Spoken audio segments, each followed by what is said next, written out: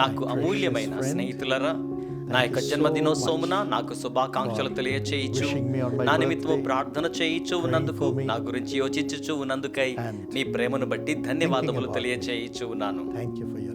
మీలో కొందరు దేవుడు లక్షలాది మందిని నా యొక్క జన్మదినోత్సవమును ఆశీర్వదించిన నిమిత్తమై టీవీ ప్రసారములకై సహకరించి ఉన్నారు.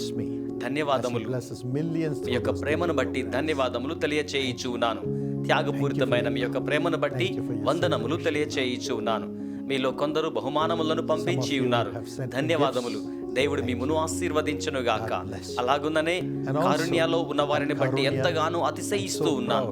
వందలాది మంది విద్యార్థులు, అధ్యాపక బృందం ప్రజలకు ప్రాణాన్ని ఇవ్వడం కోసమై నా యొక్క జన్మదినాన్ని పురస్కరించుకొని రక్తదానము చేసి ఉన్నారు.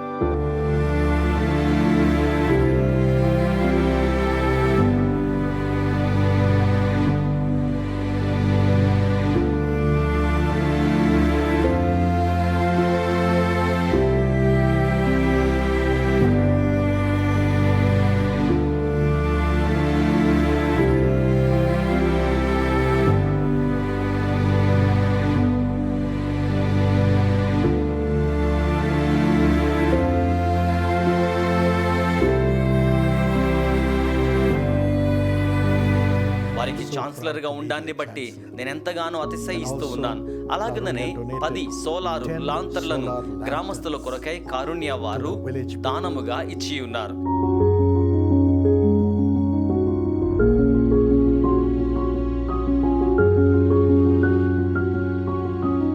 అలాగే 62 చెట్లు వారు నాటి ఉన్నారు.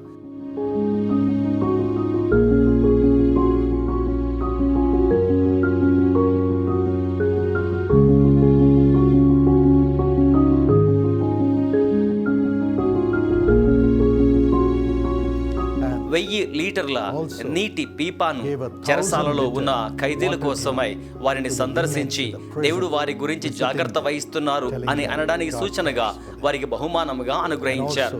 అలాగుననే వారిని గురించి యోచించి శ్రద్ధ వహించే వారు ఉన్నారనియు, వారు అనాథలు కారనియు, వారి కొరకై ఒక కుటుంబము ప్రార్థన చేయుచు ఉన్నదనియు తెలియచేయు నిమిత్తమై జైలులో ఉన్న ఖైదీలకు ఈ రీతిగా బహుమానమును అందించారు.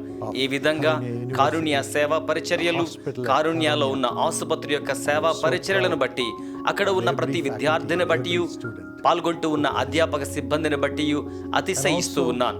అలాగుననే కారుణ్య క్రైస్తవ పాఠశాలలో అనేక స్కూల్స్ కు సంబంధించిన విద్యార్థులందరూ కూడా చేరి వచ్చి మ్యారథాన్ ను నిర్వహించి ఉన్నారు.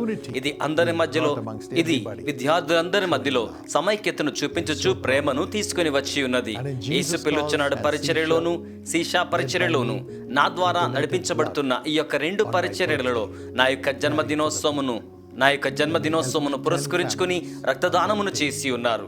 దినకరణ కుటుంబ సభ్యులుగా మేము ఆ రోజున 10 కుటుంబాలకు సహకారమును అందించి ఉన్నాము. అంధకారములో ఉన్న వారికి ఈ విధంగా వెలుగును అందించట్లో సహకరించిన మీకు ధన్యవాదములు.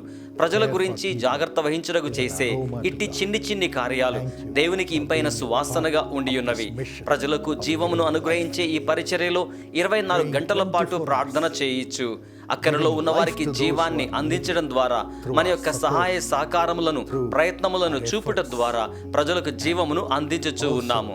అలాగుననే బంధించబడి, మరిచిపోబడి, విడిచిపెట్టబడ్డ వారిగా ఉన్నవారి కోసమై పరిచర్య చేయుటయే మన యొక్క పరిచర్య అయ్యున్నది.